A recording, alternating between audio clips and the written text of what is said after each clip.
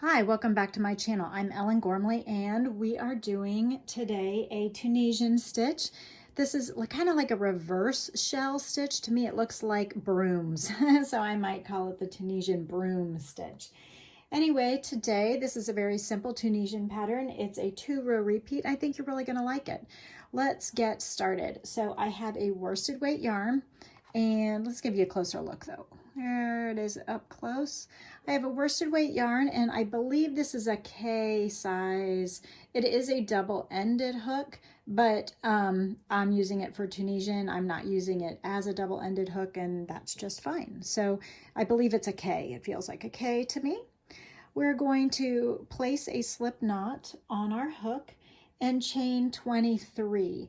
Basically, this is a pattern that, oh, here comes Theo. Here comes Theo the cat. This is a pattern where it's a multiple of 5 plus 3. So I'm doing 23 today so that I end up with 4 repeats plus the extras necessary. So 1, 2, 3, 4. This is going to be a challenge today, I can tell. 5, 6, 7, 8. And he is messing with my tension. That's the only reason that I find it annoying that he's up here.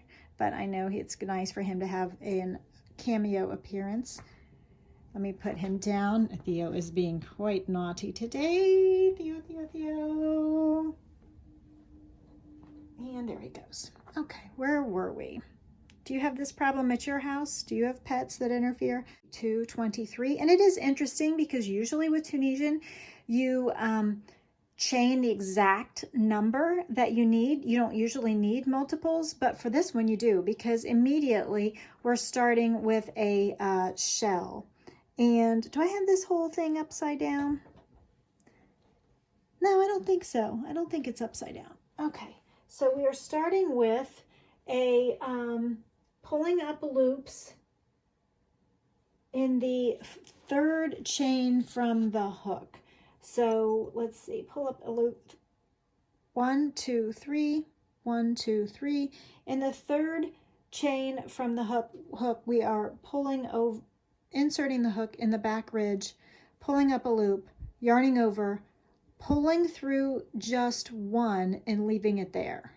Okay, so in each chain across, we're inserting the hook, yarning over, pulling a loop through the fabric, pulling up a loop, yarning over, pulling through 1 and leaving it there. So I don't know what this is called exactly. In this pattern, it's just, it's kind of like a extended single crochet that's not finished, but we are pulling up a loop and the forward pass and yarning over and pulling through 1 loop, chaining once essentially.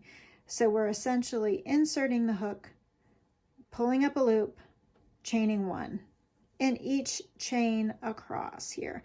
And that's going to give it this stronger, firmer foundation down here, but we're going to repeat this method of picking up loops for all the subsequent rows too. It's not just this foundation row. And that's what's different about this pattern and why I thought you might like it.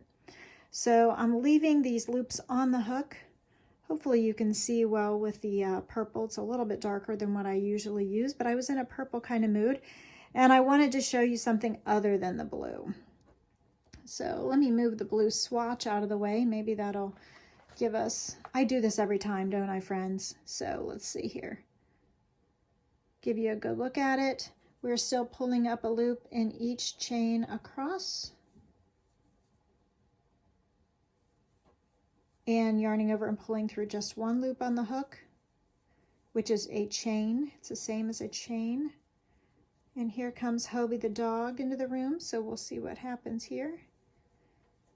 Okay, just gonna continue all the way across. Thanks everybody for subscribing and liking this channel. I appreciate it. It's nice to have a community. The bigger, the better, the more, the merrier, and all of that. Leave comments. I tried my best to answer questions and like comments, so I appreciate it. Did I just slip through? Nope, I didn't. Okay, so this is what it's looking like. Got just a couple more here to go. So as I have a few more here, insert the hook in the back bump, back ridge, back loop of the chain, yarn over, pull up a loop through the fabric, and then chain one, yarning over and pulling through just one and leaving it there. That's what we are doing. We're doing it one more time in the final stitch. Now the return pass of this pattern is super fun. Now we have two different return passes. So a lot of times with Tunisian patterns, all of the work, all of the interesting differences happen on the forward pass. And in fact, this forward pass is interesting, but really it's the return pass that is most interesting on this pattern. And then with most traditional, not traditional, but with most usual, typical Tunisian crochet, like the return pass is always the same. It's always the same. It's always the same. But guess what? This one is different. So this one is different both on the forward pass and the return pass, but it's only a 2-row repeat, and I think you'll like it. So on this row 1 return pass, we're going to yarn over, pull through 1 loop on the hook. So that's another chain there. Then we're going to chain 2. So it's essentially 3 chains. See what we got here so far? Now we're going to yarn over and pull through 6 loops on the hook. So when I yarn over, it's going to pull through 1, 2, 3, 4, 5, 6. So have that in mind visually so that you know what you've got here. So the first 6 loops on the hook, I'm going to yarn over and pull through all of them. And it's easy to keep going and do too many, and it's easy to do too few and not do this first one. Here comes Theo. I'm going to put him down. Your dark fur is messing with my lighting there, buddy. Okay. So yarning over and pulling through all 6 loops. So let's do this together. 1, 2, 3, 4, 5, 6. Okay. So now we have a grouping that looks like 1, 2, 3, 4, 5, but that first chain over here by my left thumb, or by this thumb over here, is the first one of that. Okay, so now we're going to chain 4 times. 1, I want to leave these fairly loose, these chains, because we're going to work into them later. Theo tried to jump on the table and failed. It was quite funny. Okay, now we're going to yarn over and pull through 6 again. So remember, the first one counts. 1, 2, 3, 4, 5, 6. So I'll kind of separate them out so that I can see them better. It's essentially the one that's on the hook plus 5 more. So yarning over and pulling through, and here he comes. He's going to jump again. 1, 2, 3, 4, 5, 6. Okay. So you see 5, but the 6th one you don't see. It's over here by my thumb. Chain 4. 1, 2, 3, 4. So essentially when you're yarning over and pulling through 6 here, and the first one you're pulling through actually sort of makes, it makes another chain. So it's just a matter of how you word it. So we're going to pull through 1, 2, 3, 4, 5, 6. I kind of have the target here with my thumb just to give me a guide of when to stop, and pull through all of them. And then count and make sure that I have 5 that are standing up like spokes on a wheel, and the 6th one is hidden over here. So chain 4. 1, 2, 3, 4. And I would put him out and close the door, but then he'll just whine at the door and make a nuisance either way. Okay, so yarning over, seeing my target here, 1, 2, 3, 4, 5, 6, that is correct. Yarning over and pulling through all of them, all in one long motion or in 6 short motions, I don't care. And then we will, the yarn over, which is a chain, yarn over and pull through the last 2 loops. Okay, so here, and this one got a little wonky on me, didn't it? It got a little loose with all the craziness, but it's okay. We're going to keep going. So that is completed row 1 with a forward pass and a return pass. Now row 2, we're going to chain 1, which we don't normally do in typical Tunisian crochet because these rows are taller and they need a little extra height. So I added a chain here. And now we have to be careful to fit in 2 pull-ups right here in the space between my thumbs, 1 in each of the 2 chains. So I'm going to insert the hook in one of the loops of that chain, yarn over, pull up a loop, yarn over, pull through 1. Okay, so it's the same thing as we did on the first forward pass for row 1. So make sure you get 1 there, yarn over, pull up a loop, yarn over, pull through just 1 on the hook because you're making a chain. Okay, so now we have 3, 1 for the first stitch and 1 for each of the 2 chains. We're skipping the shell. So that loop there that bound all those together, that chain that bound all those together right there, I'm squishing it so you can see it better, we're skipping it. And instead, we need to make sure and not skip this little one that gets hidden right next to the shell, because we're going to do 1 pull up in each of the 5 chains. Now remember, we only chained 4, but the one that was on the hook counted as 1, and that's why there's 5. So 1, 2, 3. So I'm being careful to count each and every chain. It is not good enough to put 5 loops in the chain 5 space. Okay, it needs to go 1 in each. Okay, so I have 1, 2, 3, 4, 5 in between the shells, so I am good to go. I'm going to skip the next shell because that's what we're doing in this pattern. Be careful not to miss that one that gets a little tight and nestles before the shell. That is easy to do, I found, so that's a tip for you. My yarn is tangled. I'm untangling my yarn a little bit so I have more to pull from.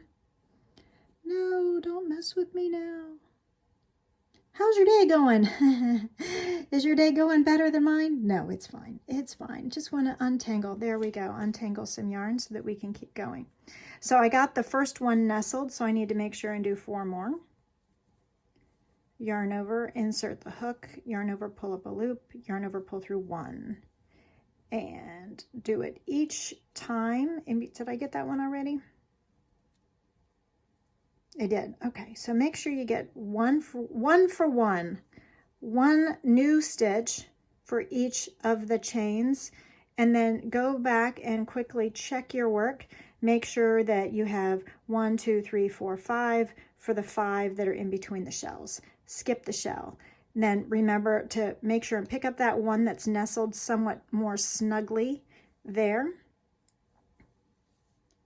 So we're still inserting the hook in 1 loop of the chain, yarning over, pulling up a loop, yarning over and pulling through 1, which is a chain. It is a chain. Chain 1, insert, pull up a loop, yarn over, pull through 1, insert, pull up a loop, chain 1, same thing.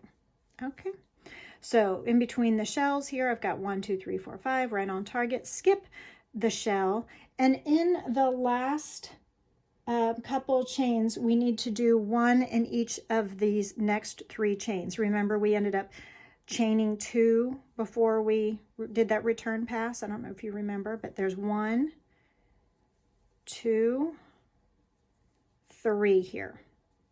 Now on this particular pattern, I don't want you to get caught up in counting these loops, the loops that are on the hook after the forward pass and before the return pass, because it seemed like it varied to me when I was doing my swatch. So on one of the rows, I had 21 loops, but then on the next row, I had 22, but it all worked out. So it's magic. I have no idea. So don't get like super rigid about counting your loops here. If, as long as it's working out, then you must be doing it right. And if you are counting your loops and find that one row has 21 and one row, the next row has 22, then you are on the right track, because that's what happened for me. But somehow it works out. Okay, so we're still on row 2 now. So to do the return pass, we're going to chain 1, and we are going to yarn over and pull through 3 loops on the hook. So we're going to pull through 1, 2, 3. So we're making a half shell essentially, because these shells are offset like bricks. Now we're going to chain 4, and then we'll end with a half shell as well. But in between, we will see, like, let me show you the example. So we have a half shell right here. This is what we're making right now. And then, because the shells are offset like bricks, so we did the first row, then offset, and we're putting the shell in between the 2 below it, so that there are 4 shells in row 1, there's 3 complete shells in row 2 with a half and a half, which equals 4. So we're still on our working even plan. So yarn over and pull through 6. 1, 2, 3, 4, 5, 6. And then chain 1, 2, 3, 4. Yarning over and pulling through 6. 1, 2, 3, 4, 5, 6. Make sure I've got 5 of those plus the 1. Okay, 1, 2, 3, 4. Yarning over and pulling through 6. 1, 2, 3, 4, 5, 6.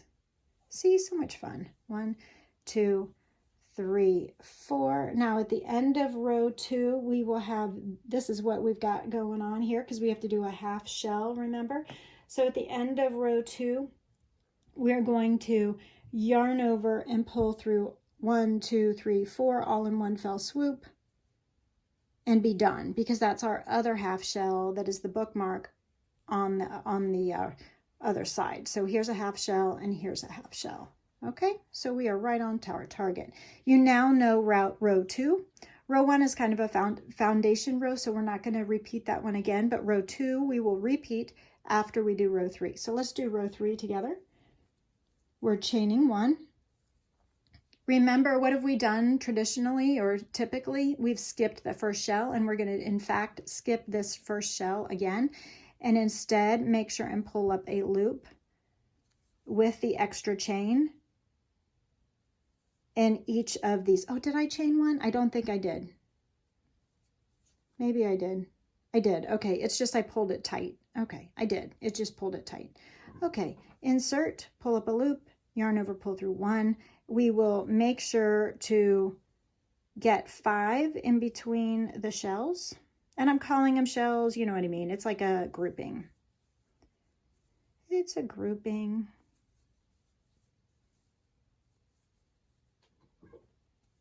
You hear Theo running around behind me acting like a crazy cat. Okay, so we have the first one, then we have 1, 2, 3, 4, 5 in between shells. We're skipping the shell. We're making sure not to miss that first chain on the other side of the shell. Pulling up a loop and chaining 1. This will be the forward pass style for every row. And now actually you've already, we're already halfway through row 3 and you've already seen row 2. So row 2 and 3 are what is repeated for this pattern. What do you think you would make out of this? What do you think you would make out of this stitch pattern? It's really pretty. It would make a great Afghan. It'd make a really pretty shawl. I always say that about everything, don't I? Okay, skipping the shell, making sure to get one in the chain nestled next to the shell. Making sure to get 5 of them in between shells.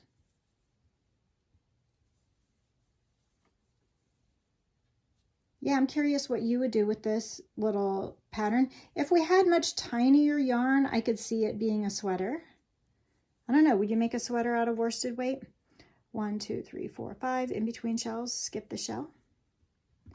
Make sure not to miss that first one on the other side of the shell. 1, 2,